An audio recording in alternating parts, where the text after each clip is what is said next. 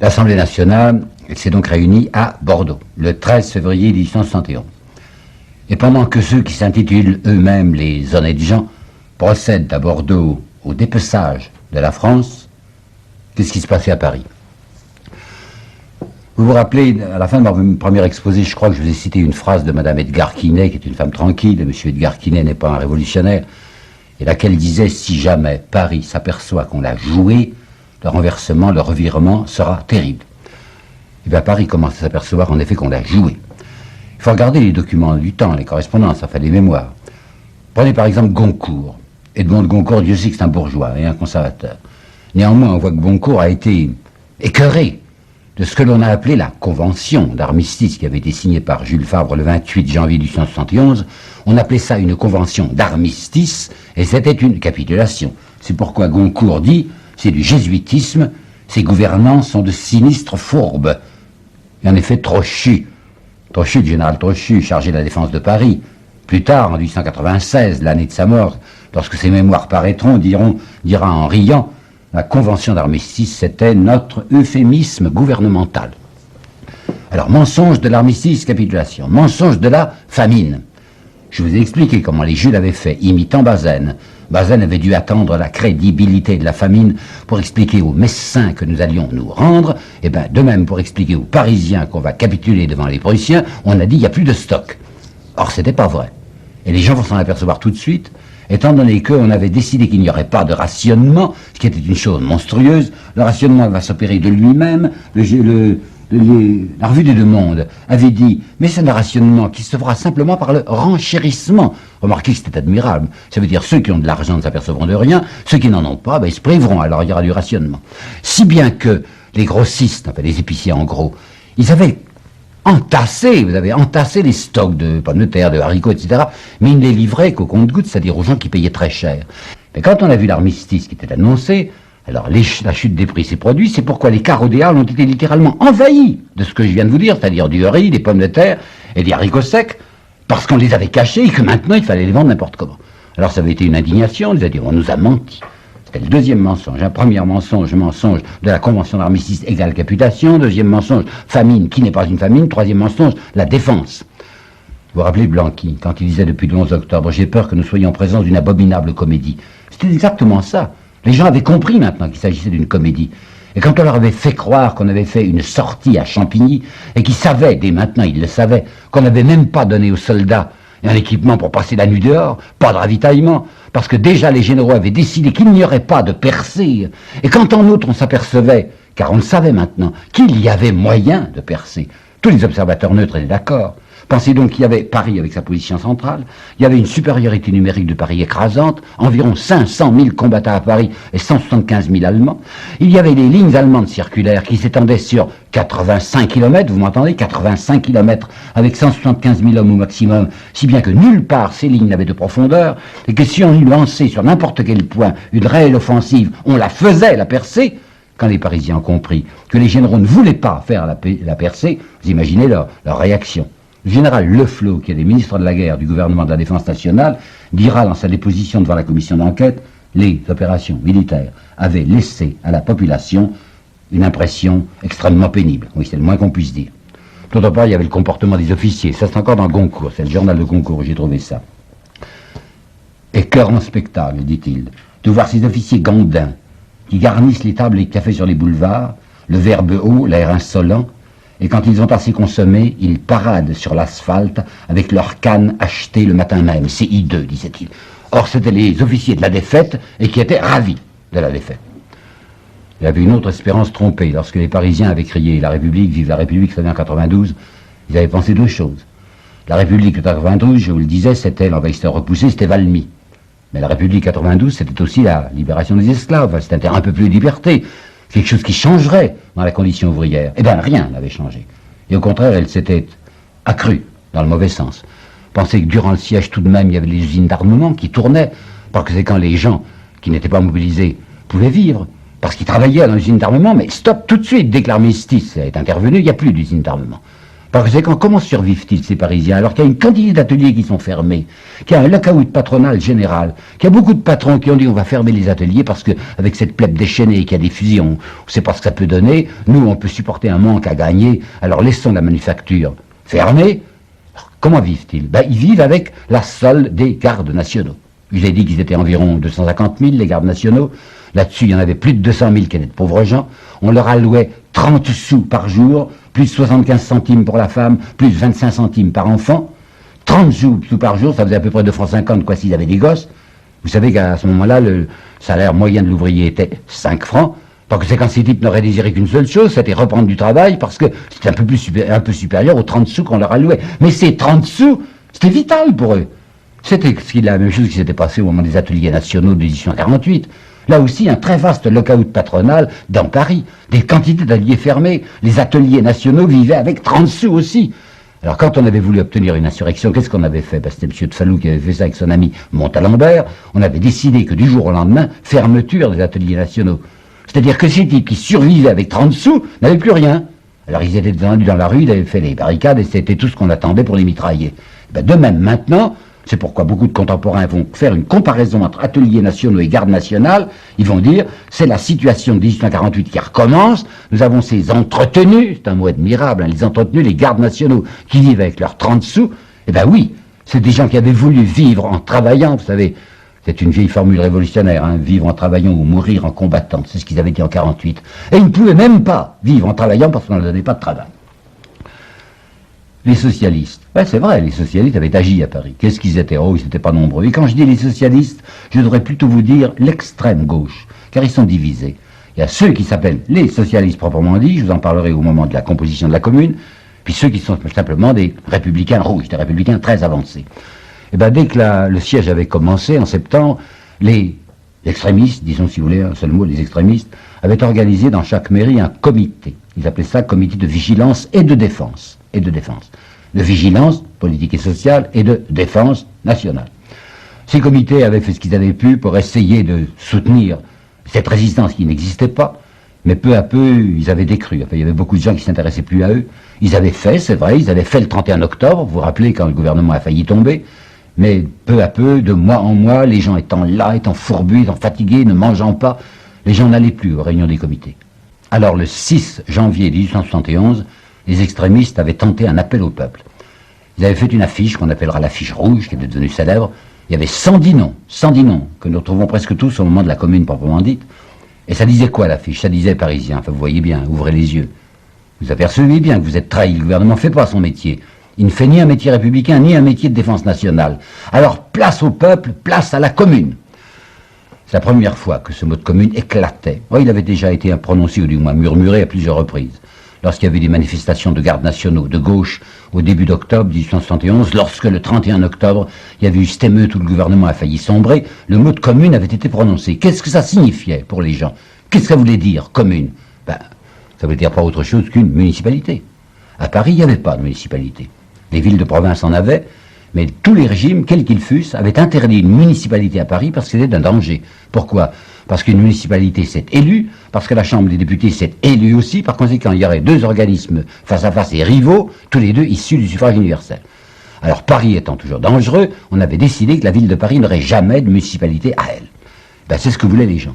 Ils voulaient une municipalité parisienne, et quand ils criaient commune, soyez sûrs qu'ils avaient dans l'oreille ou dans la mémoire de souvenirs de 92, puisque vous vous rappelez bien que le 10 août 92, c'était une commune insurrectionnelle qui avait renversé le roi et qui avait fondé la République. Ça n'avait pas eu beaucoup d'écho, vous savez. Ah non, pas du tout. Cette affiche rouge du 6 janvier, ça n'a presque rien donné, puisque quand ils vont essayer de passer à l'action, les malheureux extrémistes, le 22 janvier, lorsqu'avec des fusils, ils vont essayer de s'avancer vers l'hôtel de ville, ils seront à peine quelques centaines, les soldats qui sont là, qui sont du reste des mobiles bretons, et qui sont cachés derrière toutes les fenêtres de l'hôtel de ville, vont ouvrir le feu, on fera un carnage, enfin c'est loupé. Ils sont, ces socialistes, sans le savoir peut-être, exactement dans la ligne de Robespierre. Je voudrais vous citer là une phrase de Robespierre qui est trop peu connue, qui date de 1788, c'est-à-dire au moment où c'est pas encore la Révolution, mais où elle se prépare par les États généraux. Il était candidat aux États généraux, Robespierre, et il avait répandu ce qu'on appellerait aujourd'hui un petit tract, dans lequel il y avait une phrase très extraordinaire, que je crois savoir par cœur. Et la voici, cette phrase. La plus grande partie de nos concitoyens est aujourd'hui réduite par l'indigence à ce dernier degré d'avilissement où l'homme, uniquement préoccupé de survivre, est incapable de réfléchir aux causes de sa misère et aux droits que la nature lui a donnés. Vous avez entendu, hein, réfléchir aux causes de sa misère. Qu'est-ce qu'il leur disait aux pauvres gens Robespierre? Il leur disait, vous êtes dans une condition d'exploité, vous êtes les victimes d'un certain système, mais ouvrez les yeux, réfléchissez aux causes de votre misère, pour les guérir. Réfléchissez aussi aux droits que vous avez, que la nature vous a donnés, que tout homme possède. Voilà ce qu'il avait essayé de faire, et c'est ce qu'essayaient aussi de faire les socialistes de 70-71. Seulement, dans l'ensemble, beaucoup de gens ne s'en rendaient pas compte. Les gens étaient en effet des victimes, et ils ne se doutaient pas eux-mêmes qu'ils étaient comme la cariatide, sur le dos de laquelle, cariatide est un mot de Victor Hugo, sur le dos de laquelle s'organisait le festin des nantis. Ben, vous savez, c'était difficile de faire entrer ça dans la tête de ces gens qui étaient, hélas, presque tous des bêtes de somme, qui ne réfléchissaient pas, qui ne pensaient en effet uniquement qu'à survivre, enfin leurs 30 sous, le moyen d'élever les gosses. Et les socialistes n'avaient guère d'audience. Heureusement ou malheureusement, comme vous voudrez, les événements vont leur donner une force nouvelle. La garde nationale, c'était donc à peu près la totalité de la population mâle de Paris en état de porter les armes, et donc une immense majorité de prolétaires. La garde nationale s'était bien aperçue pendant le siège qu'elle était détestée par les pouvoirs publics, mais détestée, vous savez. Précisément pourquoi? Parce que c'était les pauvres qui avaient les fusils. Alors on avait vu le gouvernement refuser de les laisser faire cette sortie qui ne demandait qu'à faire. Ces gens-là voulaient se battre. L'armée ne voulait pas se battre, mais eux voulaient se battre. Et on passait son temps à les calomnier. Le gouvernement des Jules avait mis à la tête de la garde nationale un certain général Clément Thomas, dont je vous demande de garder le nom en mémoire. Général Clément Thomas, qui avait passé son temps à essayer de calomnier les bataillons les plus hardis de la garde nationale, tous ceux qui représentaient les bataillons faubouriens. Il les avait persécutés. Il avait révoqué des tas de chefs de bataillon, tous ceux qui représentaient un danger social. Et quand on avait enfin lancé la garde nationale à l'assaut à Buzenval le 19 janvier, on ne l'avait fait que dans l'intention de pratiquer une saignée sur elle. Trochu et le général Ducrot surtout, dans leur mémoire, ne cacheront pas que l'opération n'était en aucune manière une tentative de percer des lignes allemandes. Simplement, on voulait essayer de faire massacrer ces gardes nationaux le plus possible pour les calmer. Alors ils s'en étaient rendus compte, les gars, hein, si bien qu'ils avaient décidé de se fédérer. Ça sera les fameux fédérés de la commune. Voyons, qu'est-ce que ça veut dire? Et je voudrais vous indiquer quelque chose dont je ne crois pas qu'eux-mêmes eussent conscience. C'était des bataillons. Des bataillons qui étaient dirigés par un commandant suprême. Ce commandant suprême s'était appelé jusqu'au 3 mars Clément Thomas. Bon.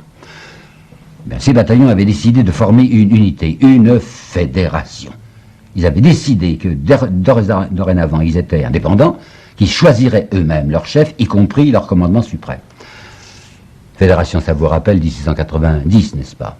Ben, 1690, on nous a appris, et Michelet, Dieu sait s'il a brodé là autour, 1690, 14 juillet 90, c'était la Fédération française, c'est-à-dire, paraît-il, la première fois qu'un sentiment national venait éclore en France. Ce n'est pas vrai. On sait aujourd'hui ce que fut la Fédération du 14 juillet 1790. La garde nationale d'alors, la garde nationale qui était composée uniquement de possédants, avait pratiqué ce jour-là, le 14 juillet 1790, son premier grand congrès. Congrès national de la bourgeoisie armée, qui était là avec ses canons et avec ses fusils pour dire aux petites gens, ceux qu'on appelait les citoyens passifs, ceux qui n'avaient pas le droit de vote, pour dire aux petites gens, nous sommes les plus forts, hein, ne bougez pas. Vous voyez que nous avons les armes entre nos mains. Nous avons, nous, des fusils, nous avons, nous, des canons, vous n'avez rien, ne bougez pas. La fédération, c'était, je vous le répète, le congrès national armé de la bourgeoisie. Robespierre l'avait bien compris. Robespierre qui était un esprit extraordinairement lucide, à qui on n'a pas encore assez rendu hommage. Robespierre avait écrit ceci, je sais ce que vous voulez faire. Vous voulez diviser, je cite, c'est une phrase très importante, vous voulez diviser la nation en deux classes, dont l'une ne sera armée que pour contenir l'autre. C'était ça la garde nationale. Eh bien la fédération de 1871, la fédération de la garde nationale, c'était une riposte, sans savoir qu'elle était une riposte des petits, une riposte des opprimés à la fédération des gros. Quand Vallès dédiera son livre L'insurgie à la fédération des misères, fédération des douleurs, comme il dira, c'est de la littérature si vous voulez, ça représentait tout de même une réalité. Pour la première fois, les petites gens se fédéraient, les petites gens se groupaient, les petites gens faisaient bloc, faisaient unité, pour essayer de se défendre, pour essayer de résister. Ils voyaient très bien que l'Assemblée n'avait qu'une idée, c'était d'étrangler la République. Ils savaient comment elle était composée l'Assemblée, avec cette immense majorité de royalistes. Ils savaient qu'on allait préparer, comme dira l'un d'entre eux, le troisième cadavre de la République. Alors avec leur fédération de la garde nationale, ils se constituaient les sentinelles de la République. La tension avait été extrême dans Paris à la fin de février. Déjà, on avait décidé à la garde nationale de mettre un comité central, 35 gars qui sont là, qui représenteront les bataillons. Il y avait 240 bataillons, il y en avait 215 qui s'étaient fédérés, donc les autres qui restaient, c'est ceux qui n'avaient pas voulu marcher dans la fédération et qui représentaient les quartiers bourgeois. Mais vous voyez l'énorme majorité, 215 sur 240, ils avaient décidé qu'ils refusaient celui qu'on voulait mettre à la tête, et qui était qui? Le général Dorel de Paladine. Ils ne savaient pas, ce que nous savons aujourd'hui, que Dorel de Paladine avait trahi Gambetta, il avait trahi la résistance. Mais il savait que Dorel de Paladine était un ancien bonapartiste, était même un ancien sénateur de l'Empire, et il n'acceptait pas d'être commandé par un général pareil. Alors ils avaient déclaré, non, nous n'acceptons pas ce commandement en chef. C'était évidemment une rébellion, quoi, un refus d'obéissance. Et ils avaient même décidé qu'ils appelleraient à leur tête, du moins d'une manière honorifique, Garibaldi. Garibaldi que l'Assemblée avait refusé. Bon, elle avait refusé de l'admettre, je veux bien, il n'était pas français, elle l'avait appelé Mektech. C'était un général qui s'était mis au service de la France. Alors les gardes nationaux avaient dit, mais nous acclamons, nous, comme chef Garibaldi. Il ne viendra pas, remarquer. Le 28 mars, il leur enverra une lettre en disant, écoutez, non, je suis italien, je ne me vois pas chef de la garde nationale parisienne. Et il leur avait dit d'autres choses que je vous citerai plus tard. Enfin, toujours est-il qu'ils refusaient le chef qu'on leur imposait. Et même le 3 mars, ils vont déclarer, si jamais le gouvernement essaye par la force de nous enlever nos fusils, nous répondons nous aussi par la force. Vous voyez que la tension était très grande. Mais c'était surtout le 26 février que ça avait été une journée dramatique. Pourquoi donc? La convention d'armistice qui avait été signée par Jules Favre expirait ce 26 février. Ça voulait dire que les Allemands se croyaient en droit de reprendre les hostilités, de recommencer le bombardement de Paris, si on ne signait pas quelque chose qui remplacerait la convention d'armistice et qui sont ces préliminaires de paix que je vous ai racontés la dernière fois. Toute la journée du 26 février, c'est une agitation fiévreuse dans Paris. Le 24 février, l'avant-veille, le 24 février, c'était la commémoration du 24 février 1848, c'est-à-dire la première résurrection de la République. Alors on avait vu ce jour-là, ce 24 février, sur la place de la Bastille, autour de la colonne de Juillet, vous savez, cette colonne surmontée d'une espèce d'ange libérateur, on a vu des flots de gens, des quantités de gardes nationaux en armes, et même des soldats, qui étaient venus là apporter des immortels rouges, enfin des bouquets, au pied de la statue de la Bastille qui représentait leur espoir républicain. 24, le 25, encore plus de monde. Le 26, un monde fou, parce qu'on se dit, mais l'armistice n'est pas prolongé, c'est ce soir que les Allemands vont entrer. J'ajoute, parce que je veux être loyal et que je veux tout vous dire, même ce qui m'est désagréable. La foule, une fois que la foule est réunie, parce que la foule est excitée, et s'il y a une première violence, la violence se déchaîne, contagion. Là, il y avait là un agent de police, en civil, d'un Corse, il s'appelait Vincent Zini. Vincent Zini était envoyé par le préfecteur de police pour prendre des notes. Et sur un petit calepin, il marquait le numéro des bataillons des soldats qui osaient participer à un défilé républicain. On l'a repéré, on s'est jeté sur lui. Ça a été assez épouvantable. On a commencé par l'écharper, puis on l'a jeté dans l'eau, dans le canal Saint-Martin. Le pauvre type essayait de nager, alors on lui a lancé des briques, on lui a lancé des coups de gaffe d'acier. Il s'est accroché à un bateau. Des types sont avancés sur lui pour lui maintenir la tête sous l'eau. Enfin, on a tué dans des conditions affreuses parce qu'ils étaient 100 contre 1, ce malheureux type. À la fin de la soirée, on ne savait toujours pas si l'armistice était prolongé. 200, 300 000, 400 000 bons hommes montent dans la direction des Champs-Élysées, puisque si les Allemands viennent, ils arriveront du côté de Versailles. Ben, par bonheur, on va apprendre que ça y est tout de même, que l'armistice a été décidé, et que les Allemands entreront le 1er mars, c'est-à-dire 4 jours plus tard, le 1er mars, pour un défilé symbolique, qui s'arrêtera juste aux Champs-Élysées. Remarquez que Thiers avait une astuce incroyable. Thiers est un homme de ressources. Hein. Vous avez vu ce qu'il avait fait au moment de Belfort. Que c'est grâce à Thiers, que Bismarck avait pu garder Metz. Alors Thiers va user d'une double astuce. Premièrement, il va faire savoir à l'opinion publique, vous savez, si on a gardé Belfort, c'est à cause de moi, où je me suis battu avec le chancelier, vous voulez absolument garder Belfort, j'ai usé de la menace, j'ai usé des sanglots, enfin vous l'avez. Et deuxièmement, pour faire tenir tranquille les Parisiens, il leur dit, savez-vous ce qui s'est passé? Ben voilà, les Allemands voulaient absolument entrer dans Paris. Et ils m'avaient mis le marché en main, le couteau sous la gorge. Ils m'avaient dit, si vous vous opposez à notre entrée dans Paris, nous gardons Metz, nous gardons Belfort. Alors vous comprenez bien que, afin de garder la grande citadelle de Belfort, l'héroïque citadelle de Belfort au territoire national, j'ai été obligé d'accepter l'entrée des Prussiens dans Paris. Les Parisiens vont se dire, bon, on ne peut pas hésiter nous-mêmes, enfin, puisque ça nous permet de garder Belfort, alors on ne bougera pas. Les Prussiens vont entrer le 1er mars et je dois vous dire que Paris s'est conduit là d'une manière noble. Je ne sais pas si vous vous rappelez ce que les livres d'histoire nous disent sur ce qui s'était passé dans l'entrée des Alliés, les Cosaques surtout, dans Paris en 1815. Ça avait été des scènes hideuses, vous savez. Quand ils étaient entrés dans les quartiers populaires, ça n'avait pas bougé. Mais quand ils étaient arrivés dans les quartiers riches, sur les grands boulevards, ça avait été des ovations. Les femmes du monde montaient en croupe sur les chevaux des Cosaques, puis c'était les libérateurs, ces étrangers qui venaient ramener le roi, vous pensez. Eh bien, rien de semblable. Le 1er mars 1871, quand cependant, les Allemands entrent par les beaux quartiers de Paris, ils entrent par Neuilly, ils entrent par le 16e, ils entrent par le 8e arrondissement, ils entrent par les Champs-Élysées, tout le monde a fermé les fenêtres, toutes les boutiques sont fermées, ils entrent dans un silence de mort. À partir du 1er mars, ça se calme dans Paris. La tension avait été extrême, il y a une espèce de retombée, enfin les choses vont, semble-t-il, de mieux en mieux. Mais ça ne fait pas l'affaire des manœuvriers de Versailles. L'Assemblée va maintenant se réunir, l'Assemblée qui était à Bordeaux va se réunir à partir du 20 mars à Versailles, et ces gens veulent absolument, vous m'entendez, se venger de Paris. Il y a une détestation de Paris chez les honnêtes gens, puisque c'est un mot que j'emploie souvent, mais c'est ainsi qu'il se désigne. Chez les notables de province, détestation dont je dois vous apporter quelques preuves. Monsieur Paul Leroy-Beaulieu, dans la Revue des Deux Mondes du 15 mars 71, un article intitulé « La province pendant la guerre » va écrire. Depuis 20 ans, les provinciaux, il veut dire les notables de province, s'étaient promis de ne jamais plus autoriser un renouvellement de 1848. Et ils le disaient bien haut. Ils disaient qu'ils ne voulaient pas accepter que Paris impose à la province une république nouvelle, et ils attendaient pour un terme proche la délivrance. Qu'est-ce que ça veut dire la délivrance? Ça veut dire la capitulation.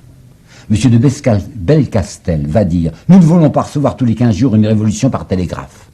Voilà encore un bien plus bel article. Idée du Nouvelliste de Versailles, journal allemand, enfin de l'occupation allemande, mais journal de langue française, du 24 octobre 1870. Les Parisiens ont sans cesse usurpé la domination sur les Français, sur les véritables Français. Qu'ils se lèvent, ceux-là, qu'ils défendent leur liberté contre une capitale abusive pour lui déclarer qu'ils n'entendent plus se laisser exploiter par elle. Et M. Demeaux va dire, à Paris du reste, Monsieur le baron Haussmann a mal organisé les choses. Et il le dit avec un tel cynisme qu'il faut que je vous donne le document.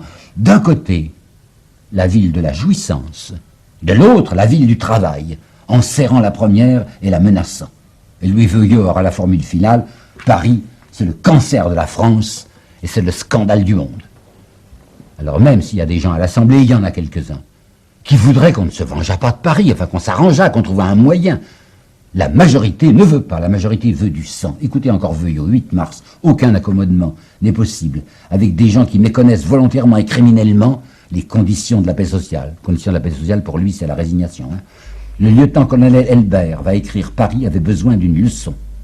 Sorel, l'historien, Sorel, l'Académie française bien sûr, il faudra tout ou tard un coup de force. Le plus tôt sera le mieux, je souhaite qu'on en finisse une bonne fois. Doudan, il s'appelle Ximénez Doudan, c'est une espèce de pitre qui est au service des Broglie. C'est leur amuseur, enfin c'est leur spirituel, leur petit bouffon. Il va écrire le 6 mars. Cette sorte de calme, un peu sinistre que l'on voit à Paris, c'est le calme d'avant la tempête. Et j'éprouve quant à moi un certain désir d'entendre le tonnerre. Le 7 mars, il dit « Il y a une épizootie dans la canaille. Certains disent qu'on pourrait peut-être conjurer cette peste bovine sans tuer les bœufs. Quant à moi, je n'y crois pas. » Et le général Dubarail, encore plus net, va dire « Il y a là une de ces maladies de la canaille qu'il faut traiter avec ces pilules de fer qu'on appelle les boulets. » Ce qu'ils voudraient faire, les gens de la majorité, c'est se couvrir. Ils voudraient que Paris attaque. Ils voudraient faire ce qu'ils ont raté en 1870, vous savez, puisque c'est la France eux-mêmes qui ont pris l'initiative d'attaquer l'Allemagne. Vous vous rappelez bien que le 19 juillet 1870, c'est les Français qui ont pris l'initiative des opérations.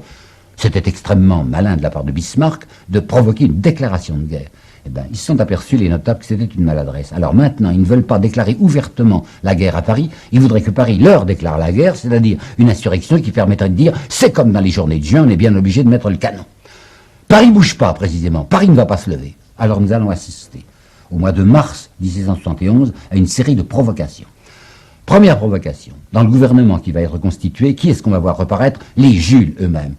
Jules Favre, Jules Simon, que la population de Paris détestait à juste titre et que Thiers va mettre dans son ministère. C'est une espèce d'insulte à la population parisienne qui ne peut plus y souffrir. Ils sont là. Deuxièmement, le 19 février, Thiers va faire une promotion d'ambassadeur, ambassadeur de la République française. Ben, savez-vous les noms de ces ambassadeurs? Ces ambassadeurs sont tous des royalistes. À Londres, c'est le duc de Broglie. À Saint-Pétersbourg, c'est le duc de Noailles. À Madrid, c'est le marquis de Bouillé. À Vienne, c'est le marquis de Bonneville. À Constantin, c'est le marquis de Vaugué. Il semble qu'il n'y a que des royalistes pour représenter la République. Troisièmement, on va décapitaliser Paris. Et ça, c'est le coup dur pour les Parisiens. Jamais dans l'histoire française, on avait vu une assemblée politique siéger ailleurs que Paris. C'est évidemment dans la capitale que se rassemble l'Assemblée nationale. Et bien, pour la première fois, ils vont se décider, les députés, en quittant Bordeaux, à ne pas aller à Paris, comme pour punir la ville, et ils vont se réunir à Versailles. Versailles. Est-ce que vous vous rendez compte ce que ça signifiait pour les Parisiens? Ça signifiait deux choses. Versailles, c'était là où vivait le roi, dont on l'avait ramené, vous vous rappelez peut-être en octobre 1689, Boulanger, la boulangère et le petit mitron, les femmes de Paris étaient allées les chercher, enfin c'est la résidence royale, et en plus, il n'y a pas 2 mois, il n'y a pas 3 semaines, il n'y a pas 8 jours. Qui est-ce qui était à Versailles? Les Allemands. Par conséquent, là où se réunissaient les forces allemandes, c'est là où va se réunir l'Assemblée nationale. C'était une gifle terrible sur Paris. Il y a mieux. Moratoire. Le moratoire pour les loyers et pour les dettes des commerçants. Ce moratoire avait été institué au début de la guerre. Il allait se terminer maintenant. Eh bien, l'Assemblée nationale, malgré la supplication des députés de Paris, et même des députés modérés de Paris, l'Assemblée nationale décide qu'il n'y aura plus de moratoire à partir du milieu d'avril, et que dans un instant, dans 48 heures, ces gens qui n'ont plus de sous, qui ne peuvent même pas travailler, ces gens vont être obligés de payer leurs dettes, et comme dit le journal des débats, ça sera la reprise du travail pour les huissiers. C'est pas fini. On va supprimer d'autorité, le général Vinoy qui commande à Paris, va supprimer d'autorité 6 des principaux journaux de Paris. Et quels journaux? Précisément les journaux républicains. Et l'Illustration, qui est un journal bien tranquille, va dire on supprime les journaux qui appartenaient précisément qui appartiennent précisément au parti qu'il importe de rassurer, c'est-à-dire le parti républicain. Ça ne suffit pas encore. On avait essayé de mettre Dorel de Paladine, à la tête de la garde nationale. La garde nationale n'avait pas voulu, mais enfin, Dorel de Paladine restait officiellement le chef de la garde nationale. Et maintenant, on va changer le préfet de police lui-même. Le préfet de police, jusqu'à présent, c'était un civil. Brusquement, le 17 mars 1871, le gouvernement décide que le préfet de police serait dorénavant un général, le général Valentin. Alors vous avez, à la tête de Paris, comme gouverneur militaire, un général, qui s'appelle Vinoy. Vous avez comme chef de la garde nationale, du moins officiellement, un autre général qui s'appelle Dorel de Paladine, et vous avez à la préfecture de police un 3e général qui s'appelle Valentin. Tous les souvenirs reviennent aux gens. À la veille du 2 décembre, lorsque Louis-Napoléon Bonaparte avait décidé d'étrangler la République, qu'est-ce qu'il avait fait? Il avait nommé un général qui s'appelait le général Espinasse à la tête du ministère de l'Intérieur. Avec la nomination du général Valentin, tout semble prêt pour un coup d'État destiné à tuer la République.